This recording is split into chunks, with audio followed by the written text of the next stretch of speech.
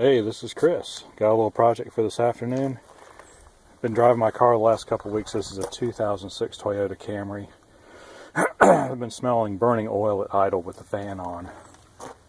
I mean the fan for the air conditioner or the vent on. And so got out here a couple weeks ago and cleaned everything off and came back the next day and looked at it, and sure enough there's oil all over the front of the engine. So went looking online. It seems to me that the valve cover gasket is the culprit, and so we are going to change that out this afternoon. So it ain't going to be a continuous video. I'll do each part and then show you a picture of what it looks like. So the first thing we're going to do is take off this valve cover.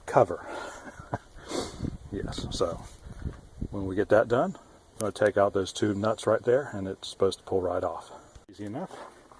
Took that cover on there. We see we have 4 bolts holding in the spark plug leads. I think they're actually little tiny ignition coils, so we'll take those out next. And then you can see we have some bolts here, here, here, here. There's 4 more on the back side, and then we have 2 more right there. And that is it for the bolts. So then of course I think we take out the bracket that holds that.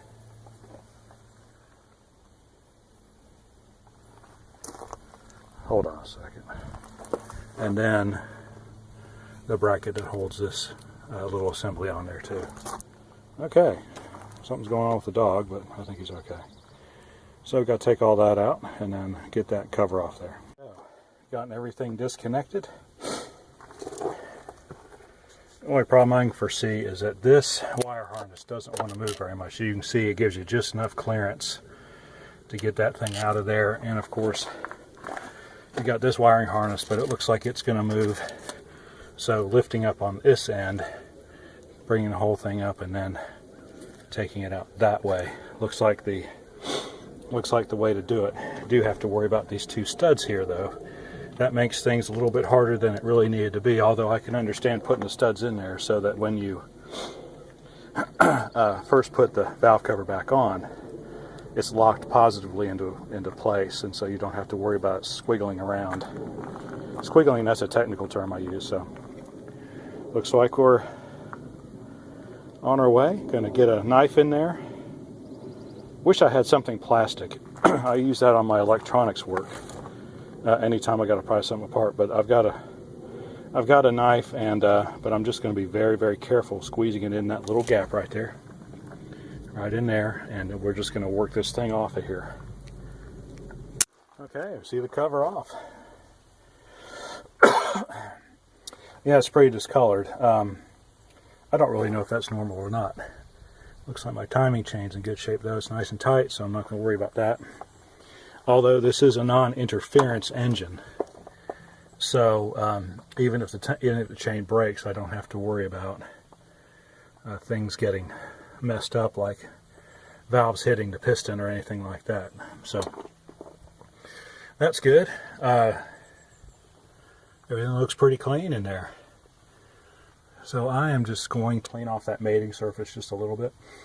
Interestingly, as I saw noted in a couple videos, this nut right here was loose. I could have, it was off. It was actually loose about a half a turn, so it was free.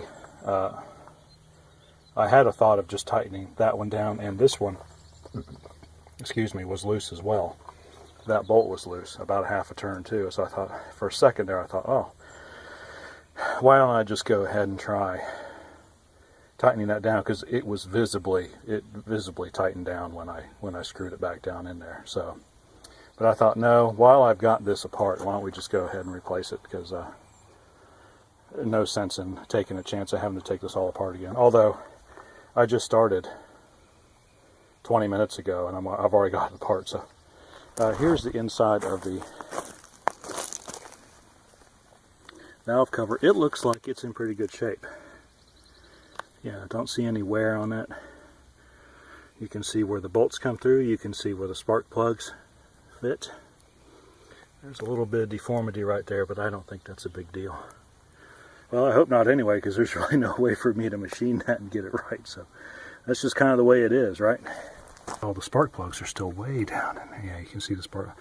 I'm going to have to change those at some point. Like I said, this engine's got, or maybe I didn't say, this engine's got 270,000 miles on it. I mean, this is and all the time I've had it, apart from routine maintenance, this is the third major thing I've done to this car. I replaced the water pump, I replaced the front struts, right there, and right there, and now I'm doing this. So really, really good maintenance record. So anyway, I'm going to get it back together and show you a little video of that aspect of it, and then that's going to make the job. Got it all back together. Sprayed off the front of the engine a little bit with some carb cleaner. It's only limited in its usefulness, but it did get the main part of the grease off, so at least I can tell, you know, if we get some new leaks. So hopefully this will take care of everything.